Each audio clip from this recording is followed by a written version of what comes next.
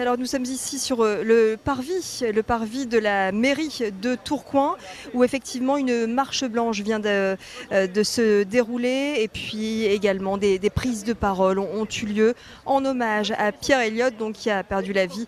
C'était dans la nuit de dimanche à lundi suite à un accident de voiture. Juste à côté de moi, son papa Farid Ziguem. Vous êtes le papa de Pierre Elliott. Vous venez de faire un discours d'apaisement tout d'abord, et puis on parlera après de l'enquête et de la plainte. Mais tout d'abord, ce discours d'apaisement, ça fait 2-3 jours que dans le quartier de la Bourgogne, c'est compliqué. Un hélicoptère hier soir des forces de l'ordre. Quel est votre discours ? Alors, mon discours, en premier lieu, c'est de dire qu'effectivement, les jeunes, lorsqu'ils ont cette violence, c'est que la violence devient une révolte dès lors ils n'ont pas de réponse à leurs questions. Donc, dans ce cas bien précis, évidemment, il y a eu mort d'hommes, mort d'amis très proches, et puis ils sont très frères ensemble. D'où de ce fait, ils ont éclaté.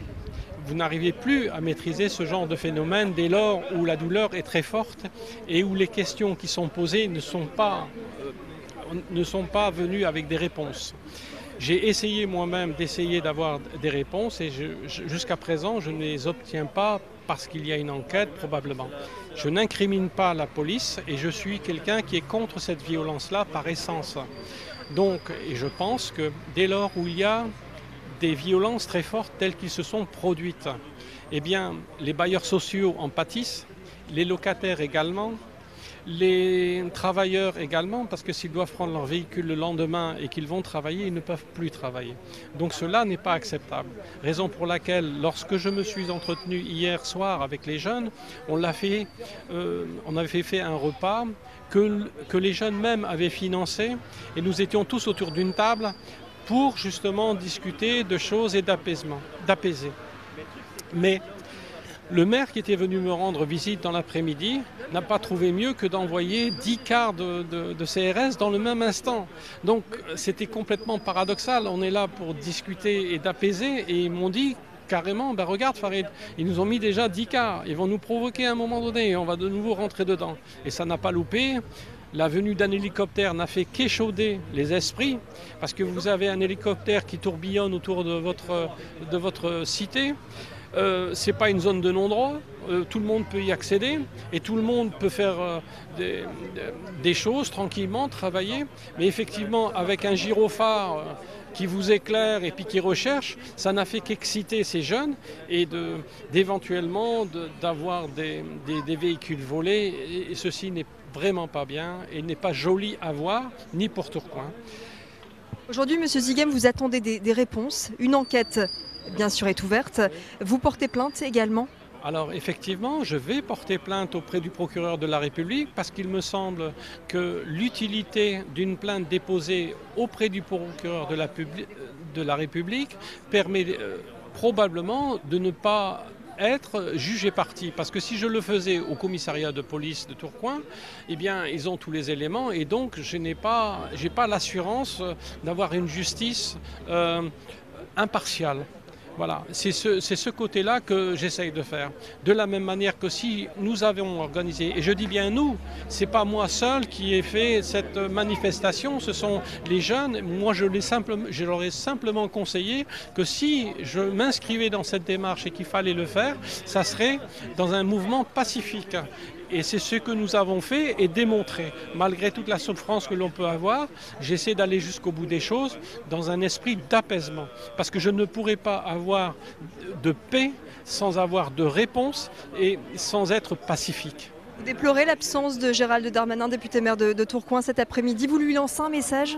Alors évidemment que je la déplore parce qu'il est venu chez moi. Il m'avait d'abord téléphoné et je n'ai pas accepté ses premières condoléances au téléphone. Je lui dis, moi, vous êtes le premier magistrat, vous devez vous déplacer parce que les drames sont trop dramatiques. Donc aujourd'hui, avec les événements d'hier soir, à nouveau, il le savait qu'il y avait à avoir enterrement. Il savait qu'il y allait avoir une marche. Les réseaux sociaux n'ont fait que ça.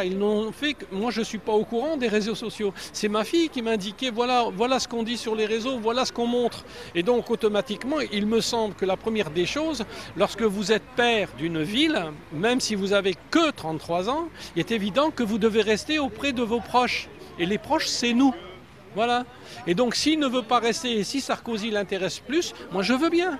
J'aime la politique avec un grand P, celle qui s'occupe des gens, celle qui s'occupe des enfants, celle qui s'occupe des mères de famille, celle qui s'occupe des travailleurs.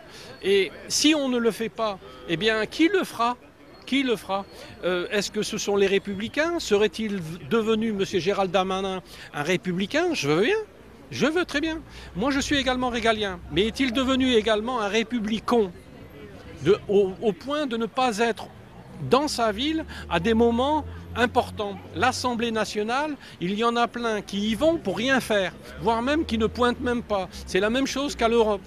Ils viennent là pour uniquement des renseignements. Ils ne votent pas, ils sont dans des commissions qui ne servent à rien parfois. Ils décrètent. Et c'est jamais sorti. Donc aujourd'hui, sa place était ici parmi nous, parmi tous les gens qui venaient réclamer. Je n'avais rien contre monsieur le premier adjoint qui voulait bien nous recevoir. Je n'ai rien contre cette personne, bien au contraire, c'est quelqu'un de compétent. Je n'en doute pas un seul instant qu'il veut ramener quelque chose et nous ramener autour de la table. Mais comment puis-je discuter avec le premier adjoint qui va devoir relayer aux Parisiens qui se trouvent là-bas, qui demain peut-être ira à Bordeaux ou bien chez Fillon, enfin je ne sais plus où il est moi. Donc quelque part, il faudra bien qu'il retrouve le sens du travail tel qu'il l'a appris auprès d'autres personnes probablement. Et le sens du travail, c'est d'être sur le terrain, auprès de ses administrés. Parce que même s'il y en a qui payent des impôts, d'autres n'en payent pas, la compensation de l'État, elle était également là. On a bien compris en tout cas votre message à Gérald Darmanin, député maire de Tourcoing, et puis votre discours d'apaisement également, Monsieur Ziguem. Juste un mot pour dire que les funérailles auront lieu finalement demain. En tout cas, l'enterrement n'a pas pu avoir lieu cet après-midi pour des raisons un peu techniques. Alors oui, il m'est arrivé également cette chose effroyable, c'est que cet après-midi, on devait enterrer donc Pierre Elliott, mon fils, et que dans le même temps, la grue qui devait faire la fosse a touché une canalisation. Ce qui fait qu'au lieu de retrouver une fosse pour pouvoir enterrer dignement mon fils, eh bien, c'était une piscine. Et je me suis retrouvé devant le fait accompli, ce qui va encore me poser des soucis judiciaires et autres. Je ne sais pas quel arrangement j'ai trouvé. En tous les cas, j'ai trouvé la solution la plus probable et la plus rapide surtout, c'est de l'enterrer demain à 14 h de façon correcte. Il n'y aura pas de marche, ça se fera dans la dignité, de telle manière d'apaiser les gens. Et je crois qu'ils sont repartis apaisés après les mots que j'ai pu essayer de mettre sur des douleurs qui resteront, je crois, qui resteront.